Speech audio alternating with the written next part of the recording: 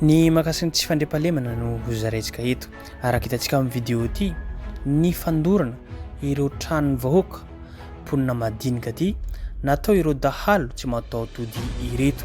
Amin'izao fotoana izao ty manko araka izany dia manjaka ny ireto tsy fandriampahalemana izany ary tsy amin'ny toerana izay vidéo ho zaretsika eto ihany fa manerana ny nosy izany resaka tsy fandriampahalemana izany.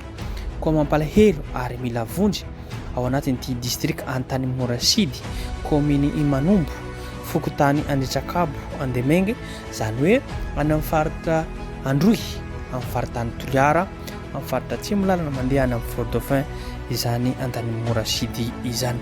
Mitaitaina mampalahelo ny zava-misy any amin'ny tany sy firenenentsika ity satria ireo amin'ny Fokontany na amin'ny commune any tena mangirifiry zany resaka tsy fandriampahalemana zany.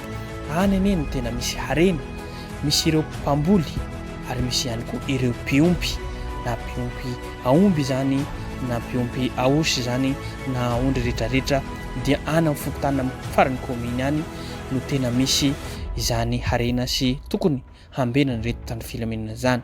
Fa lasa mivangongo any amin'ny district na amin'ny renivohim-paritany ataontsika hoe Toliara na Fort Dauphin rehetrarehetra ary Antananarivo tsy lazaina intsony satria hiaro an'iza moa maro manko ny tany filaminana mivangongo Antananarivo hiaro mpitondra fanjakana ve no ataon'ireto ataontsika hoe polisy miaramila zandarma na tany filaminana reto. Efa hita fitaratra zao fa ny amin'ny commune na Fokontany tenentsika zay no lasibatra resaka tsy fandriampahalemana izay ka tokony hisy poste avancé na ataontsika hoe any no basé any no mipetraka any ireto miaramila na zandarma na polisy reto. Zareo mety misy fa mety mandalo fotsiny fa tokony mipetraka any mihitsy satria lasa mivangongo amin'ny district.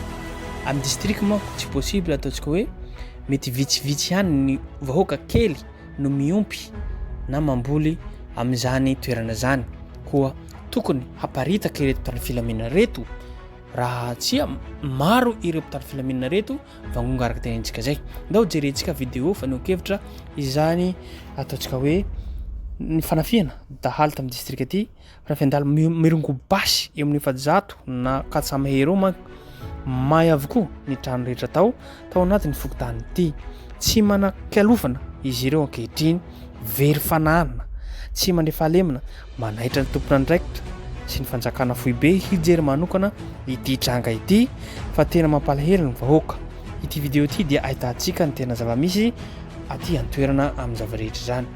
Koa izay ny zava-misy ry mpitondra fanjakana fa tsy variana hanendrikendrika hanakasakana filoham-pirenena toloha Marc Ravalomanana no antifisianareo fa nareo dia hiaro ireo vahoaka madinika amin'ny resaka tsy fandriampahalemana izay. Koa lasa hanakasakana lasa hiaro ny fitondram-panjakana nareo mivangongo Antananarivo fa tsy hijery any fotony mahakasika an'izany. Ampio ireo zandarma na polisy na miaramila any amin'ny district mba handeha any amin'ny commune na Fokontany izay lasibatra resaka tsy fandriampahalemana zany fa lasa hivangongo hiaro ny filoham-pirenena Androy Joel no asa ireto sasatsasany ireto tany filaminana zany. Ary zay no zava-misy ndao jerentsika zany vidéo mahakasiky ny fandrobana fandorana atao ireo dahalo tsy mataotody 400 Mahery fanafiana Mahery vaika mirongo basy izay.